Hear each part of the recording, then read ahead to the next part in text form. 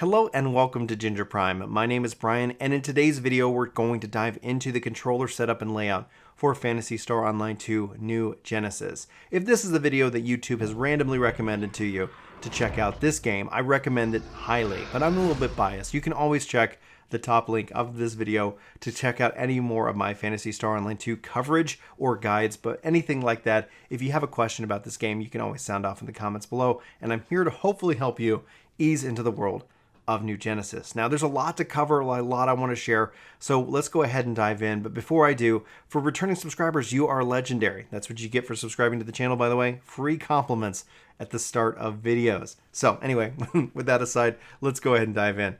First and foremost, you'll see here, obviously, the game is natively built and ready to support a controller. It doesn't take much to get that set up, but overall, just an overview of the controller buttons. By default, you can press your start button, your menu button, to bring up the new menu here in New Genesis. First things first, I'm going to take you into the system settings because this is where I was kind of struggling early on. If you're like me and you play inverted with the Y-axis, you want to go to the interface tab. That's going to save you all kinds of trouble, but it's important to know there are actually two modes in which that you can actually use the controller, both in standard third-person mode and what they call OTS mode, in which that it's more precision aiming. So if you play inverted, just note you want to change both of those settings flat out right. Now, otherwise is a weird way to say otherwise. You can also say your lock-on mode. You have the ability to lock on. I prefer the holding down key method. You can also set it to a toggle method. I'm going to leave it up to you on what you choose to do, but personally speaking, I find it way more comfortable to play in that mode itself. You have a lot of other settings, and we'll try to cover that in a bigger deep dive getting started guide here on the channel, but I wanted to point to the hold and I wanted to point to interface as two first options there. Now let's go into our control settings. This is where you can change your display type. So if you're playing on PlayStation, you want to play with symbols. If you're playing with like an Xbox enabled controller or Nintendo, you want to use letters. You can also set it to numbers and or keyboard and mouse. And this is going to dictate what kind of prompts the game has for you. You can always press A to confirm and B to cancel as well. Now I'm going to go into keybind settings for controller because I changed the majority of these settings, and again, this is just pure for recommendation as well. You can see here for the standard, and like we said, OTS is a little bit different. We'll cover that in a second. For action 1, I have it set to X, action 2, I have it set to Y, and action 3, I have it set to B. I set my jump to LB. This is bumper jumper territory if you're a Destiny player, but I like to have that option, especially because personally speaking, I use an Xbox Series 2, so I have the back paddles, so I'm able to set the back paddles to LB and RB, which just generally makes things a little bit more comfortable for me when playing, but that's how I've got that set up. I've got access set to A, meaning you press A to interact with objects and things around the world itself. I have left trigger set to change back palette, and we'll cover that a little bit here in a bit. Weapon action I do not have set to a default option. Lock on I have it set to right trigger, so again tying back to the first part of this video in which that I don't have it set to toggle, I have it set to hold, and that's just how I have it set up. You can switch between standard and OTS view by pressing down on the right stick. I do not have auto run configured or turned on at this part. Dodge action is currently set to RB. That's also allowing me to do my sprinting. Main menu is set to start or menu button. The quick action menu is set to select.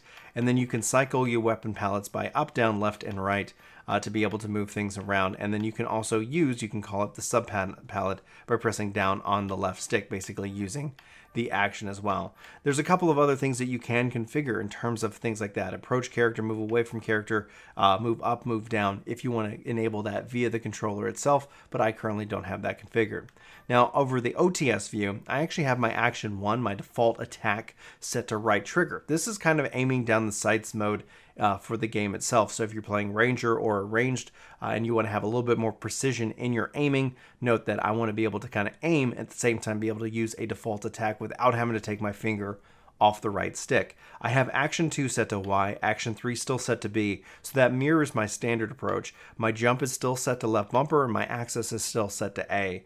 My changing of the back palette is still set to left trigger, and my switching of the views is still set to R, pressing down on the right stick, and then my dodge action is still set to RB. Everything else is standard across the board. You can also look at your window settings and actually change all of these as well. Now I'm using the default, confirm is A, cancel is B, but if you want to reverse that, you have full control to do so as well.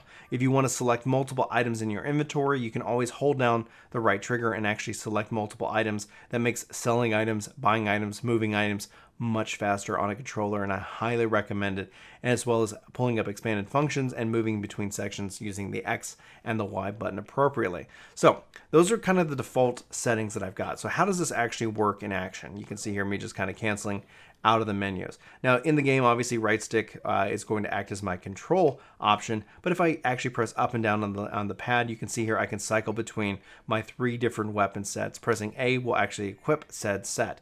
Again, if I push up and actually go left and right, I can now swap between my different action palettes. So if I go ahead and do so in this case, press up, press right, press up again, I now have a different set of actions. Now these are shared, where the different X, Y, and B buttons are all specific, and I'll show you how to equip skills here in just a minute. But now pressing left and right on the D-pad will have me cycle through the different options, and actually pressing right, pressing down on the left button will have me use said item. Here in town, it doesn't let me do these kind of actions, so just note that you can actually press down on the left stick to make that change. Pressing down on the right stick will take me into that OTS view, so that's the way I can kind of run around and actually have a really good precision aiming, and that's why I want to set the right trigger to be able to aim and fire down sights. Pressing my select button will bring up my quick menu, and this is allowing me to engage with many different party members and be able to do multiple different things. So you can quickly swap out your different quick menus with a bunch of different menus based off of what you need. So if you want to focus in on communication or basic types, that's going to be your quick option menu, so you don't have to hit start and kind of navigate through all the different menus that the game currently has. So how does this all play? How does this all feel? How does this all work together? I find this method to be very approachable. It allows me to change targets very quickly, and while holding lock on, you can actually use the right stick by pressing the left or right, like if you were kind of changing your camera, to change your auto lock on target. Now currently in the beta of the game itself, it can give me a little bit of fits, so that could be something you want to kind of change the sensitivity on or play around with, but ultimately note that there's a lot that you can do when it comes to the combat of the game.